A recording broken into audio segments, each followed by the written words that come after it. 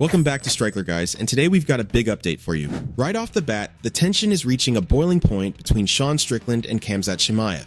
Если бы с команды увидел бы команду Шона Стрикленда и не было бы рядом охраны, что им произошло бы? Да у него команды нет, там один тренер, и то он... И то он с тобой лучше общается, как будто. Да, лучше, чем все. То, что фанаты в Твиттере говорят, просто озвучу. Если Хамзат возьмет его сабмишеном, то тут надо будет охране разнимать, потому что ты как будто не отпустишь, говорят. Может такое произойти, Хамзат?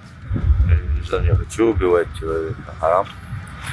То есть убивать ты не собираешься? Нет, что там все равно мне не дадут его убивать. На улице так, умер как умер. В клетке это спорт. Dana White is so worried about Chimaev and Strickland crossing paths that he recently scrapped parts of the usual pre-fight build-up to avoid an all-out brawl. Strickland and Khamzat would be funny if they were face-to-face. I'll tell you the amount of security we're going to need. Oh my God. Those two. The amount of security and police. It's going to be tough. But Strickland, being his usual unfiltered self, decided to take matters into his own hands. After hearing Chimaev boldly claim that he would literally kill him in a street fight, Strickland found himself in Newport Beach, California, just 10 minutes away from where Chimaev is currently training. So you guys, I generally don't post my location or my whereabouts. I don't really drop pins where I'm at. I just don't like to. But I was on Instagram, some stupid shit popped up in my feed about like Chimaev saying he'd try to fight me or kill me in the streets. Я не хочу убивать человека. Харам. На улице так, умер как умер.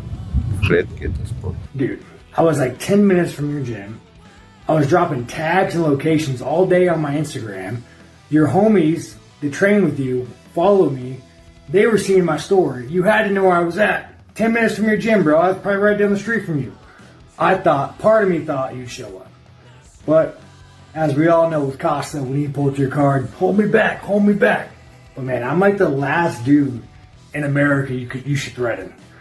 But I guess if you don't show up, you don't show up. The feud between these two madmen is on fire more than ever as UFC 328 is just around the corner. Chimaev is just a fucking cunt. I mean, I was here when he retired from COVID, bro. I was training with him. Like, he's just a fucking cunt. You know, it's like, if you knew, I always say there's guys, if you knew on a personal level you wouldn't like, Chimaev is one of those people if you knew you wouldn't like. You know, he'll come in here.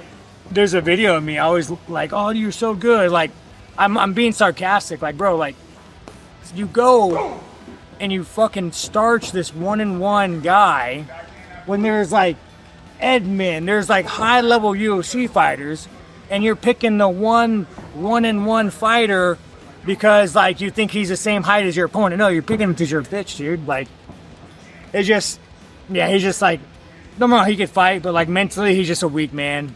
You know, he's just a weak man. Speaking of Khamzat Chimaev, the undefeated star is making massive moves outside the octagon as well. It was recently announced that Boers has signed a lucrative deal with the rapidly growing submission wrestling promotion, Real American Freestyle. I saw just a couple hours ago, Real American Freestyle Wrestling announced that they had signed Khamzat Chimaev to a deal. I'm just wondering if you knew about that or if Who signed to a deal? RAF, the wrestling promotion. Oh, yeah, okay. Signed Chimaev to a deal. Okay. I'm just wondering if you have any thoughts on that and just kind of RAF, you know, what they've done over the past few months. And, you know, they've been putting on a lot of events with UFC talent. Yeah. Just what you make of that. Good for them. Yeah. I hope it works out for him, yeah. If you ask Chimaev's close friend Arman Tsarukyan, this is all just step one in a master plan for absolute combat sports domination. In some recent behind-the-scenes footage, Tsarukyan laid out a wildly ambitious career map for Chimaev. The master plan involves defending the middleweight belt against Strickland, moving up to capture 2 more UFC titles to make history with 3 belts, and then transitioning into the boxing ring to take out both Jake Paul and Logan Paul. This is my time. This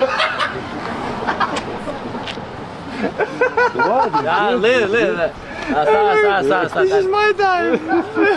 Smash everybody! Kill everybody! But Arman Tsarukyan is not just acting as a visionary manager for his friends. He is out there causing pure havoc himself. This past Saturday at RAF 8, Tsarukyan took on UFC Hall of Famer Urijah Faber in a freestyle wrestling match that took a very dangerous turn. During a relentless takedown attempt, Tsarukyan drove straight through Faber and literally carried both of them right off the elevated stage.